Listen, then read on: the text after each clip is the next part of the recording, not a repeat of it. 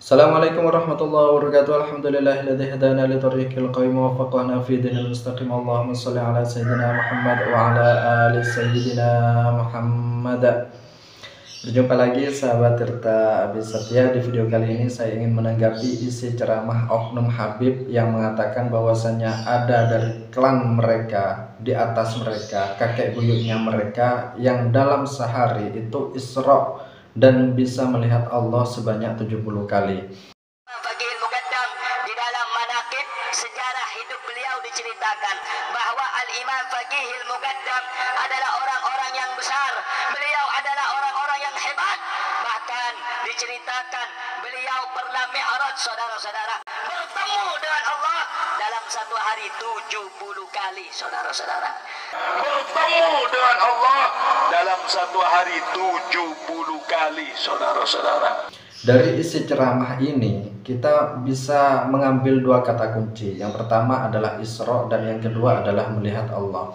Kalimat Isra, apabila kita mendengar ada seseorang mengatakan Isra, di situ kita secara otomatis berpikiran akan memahami bahwasanya ketika Kanjeng Nabi itu diisrokan atau dinaikkan oleh Allah Subhanahu wa taala minal Masjidil Haram, dari Masjidil Haram ke atas langit. Di situ Kanjeng Nabi mendapat perintah dari Allah tentang kewajiban melaksanakan sholat sehari atau dalam waktu 24 jam. Kemudian dari kakek-kakek klan Ba'alawi atau Oknum Habib ini yang katanya Isra, ini dalam Isra-nya itu mendapatkan perintah apa dari Allah Subhanahu wa taala. Kemudian poin yang kedua, melihat Allah. Dalam isi ceramahnya, Oknum Habib ini mengatakan bahwasanya di atas mereka, kakek-kakek mereka itu ada yang melihat Allah satu hari sebanyak 70 kali. Ini saya kira melebihi dari apa yang diberikan oleh Allah kepada Kanjeng Nabi.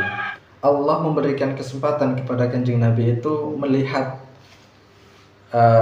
zatnya Allah itu hanya satu kali. Nah, ini ada oknum yang dalam ceramahnya itu, isi ceramahnya mengatakan bahwasanya kakek-kakek mereka itu dalam sehari bisa melihat Allah Subhanahu wa taala sebanyak 70 kali. Saya kira ini adalah ceramah yang berlebihan dan lebih mengarah isi ceramahnya itu agar orang yang mendengarkan ini akan mengagung-agungkan mereka, karena mereka itu adalah keturunan dari seseorang yang bisa melihat Allah dalam sehari itu sebanyak 70 kali. Tapi di sisi lain kita di sini merasa janggal. Lawang Kanjeng Nabi aja di situ oleh Allah Subhanahu wa taala hanya diberikan kesempatan satu kali melihat ketika Isra.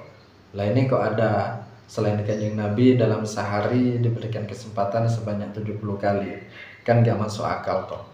Kemudian apabila isi ceramah Oknum Habib ini kita bawa ke ranah ilmiah, yang mana Allah itu adalah zat yang wujud, bahwasanya Allah itu mempunyai sifat wajibul wujud. Allah itu adalah zat yang wajib wujudnya, sehingga hal yang wujud itu memungkinkan sekali untuk dilihat. Contoh, hal yang wujud atau sesuatu yang wujud, katakanlah handphone, kitab, korek, rokok, gelas, kopi, dan lain sebagainya. Ini adalah hal yang wujud. Ini semua perkara yang saya sebutkan tadi itu adalah hal-hal yang mungkin untuk kita lihat. Tapi apakah semua orang bisa melihat hal yang wujud itu? Tentunya tidak. Kenapa saya katakan seperti itu? Karena orang-orang yang bisa melihat apa yang saya sebutkan tadi itu adalah orang yang diberikan penglihatan oleh Allah Subhanahu wa taala. Bagaimana dengan orang yang tidak diberikan penglihatan? Semisal ada orang buta. Apakah orang buta ini akan atau bisa melihat sesuatu yang wujud? Saya kira tidak bisa, karena dia tidak diberikan penglihatan oleh Allah Subhanahu wa taala. Nah, siapakah orang-orang yang diberikan penglihatan oleh Allah Subhanahu wa taala untuk melihat zatnya? Itu hanya kepada Kanjeng Nabi Muhammad SAW. Kalau Kanjeng Nabi itu bisa melihat Allah baik itu di dunia maupun di akhirat, sedangkan kita sebagai umat Nabi Muhammad itu tidak bisa melihat Allah di dunia, akan tetapi akan diberikan penglihatan oleh Allah untuk melihat zatnya nanti ketika di akhirat, ketika nanti di surga.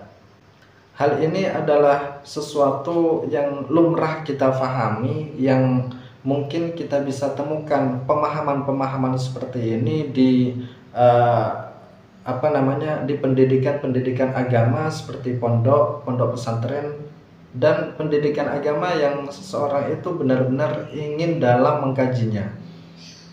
Kemudian apabila kita melihat atau mendengarkan seseorang yang mengatakan bahwasanya di dunia ada orang selain Kanjeng Nabi Muhammad itu bisa melihat zatnya Allah, pendapat saya ini adalah ungkapan yang sangat dusta sekali.